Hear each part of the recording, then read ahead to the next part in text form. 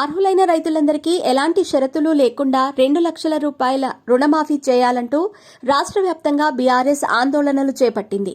ఇందులో భాగంగా రంగారెడ్డి జిల్లా చేవెళ్లలో నిర్వహించిన ఆందోళనలో బీఆర్ఎస్ వర్కింగ్ ప్రెసిడెంట్ కేటీఆర్, మాజీ మంత్రి సబితా ఇంద్రారెడ్డి, బీఆర్ఎస్ సీనియర్ నేతలు పాల్గొని ప్రసంగించారు. భారీ ఎత్తున కార్యకర్తలు తరలివచ్చారు. ఈ సందర్భంగా కేటీఆర్ మాట్లాడుతూ ఎలాంటి కొర్రీలు కోతలు లేకుండా రైతులందరికీ రుణమాఫీ చేయాలని డిమాండ్ చేశారు.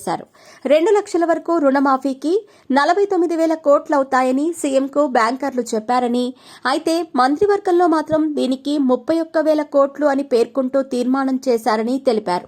అసెంబ్లీలో బడ్జెట్ ప్రవేశపెట్టినప్పుడు రుణమాఫీకి 26,000 కోట్లు కేటాయించారన్నారు. 100% రైతుల రుణాలు మాఫీ చేసినట్టు సీఎం రేవంత్ చెబుతున్నారు. ఆయన సొంతూరు కొండారెడ్డిపల్లెలో 100% జరిగినట్లు నిరూపించాలని సవాల్ విసిరితే సమాధానం లేదన్నారు కేటీఆర్. 6 గ్యారంటీలు ప్రజలకు ఇచ్చినా ఇతర వాగ్దానాల అమలుపై సమాధానం చెప్పే సత్తా లేదన్నారు. అసెంబ్లీలో ఎమ్మెల్యే సబితా ఇంద్రారెడ్డి ప్రశ్నిస్తే ఆమెను అవమానించారని మండిపడ్డారు. బీఆర్ఎస్ హయాంలో లేని సాంకేతిక సమస్యలు ఇప్పుడెందుకొస్తున్నాయని కేటీఆర్ ప్రశ్నించారు. రైతులు ఓట్లేసింది కాంగ్రెస్ నాయకులకు, బ్యాంకు, వ్యవసాయాధికారులకు కాదు. రుణమాఫీ విషయంలో ఊరుకుంటే రైతు భరోసా అప్పుడు కూడా మోసం చేస్తారు. రైతులు కాంగ్రెస్ నేతల వెంటపడి నిలదీయాలని కేటీఆర్ పిలుపునిచ్చారు. ఇది తొలి అడుగు మాత్రమేనని అన్నారు. రాష్ట్ర వ్యాప్తంగా ఎలాంటి షరతులు లేకుండా 2 లక్షల రుణమాఫీ చేసేదాకా వదిలిపెట్టమని కాంగ్రెస్ సర్కార్ను కేటీఆర్ హెచ్చరించారు.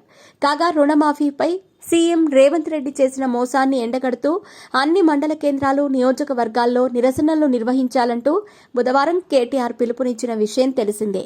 ఈ క్రమంలో రాష్ట్ర వ్యాప్తంగా బీఆర్ఎస్ నేతలు, శ్రేణులు నిరసనలు, ఆందోళనలు చేపట్టాయి. పెద్దపల్లి జిల్లాలో మాజీ ఎమ్మెల్యే దాసరి మనోహర్ రెడ్డి ఆధ్వర్యంలో రాజీవ్ రహదారిపై రాస్తా రోకో నిర్వహించి రాష్ట్ర ప్రభుత్వానికి వ్యతిరేకంగా నినాదాలు చేశారు. వరంగల్ జిల్లా గీసుగొండ మండలంలో తెలంగాణ తల్లి చిత్రపటానికి పరకాల మాజీ ఎమ్మెల్యే పాలతో అభిషేకం చేశారు. అనంతరం రైతులతో కలిసి ధర్నాలో పాల్గొని కాంగ్రెస్పై ప్రభుత్వ వైఖరిపై మండిపడ్డారు.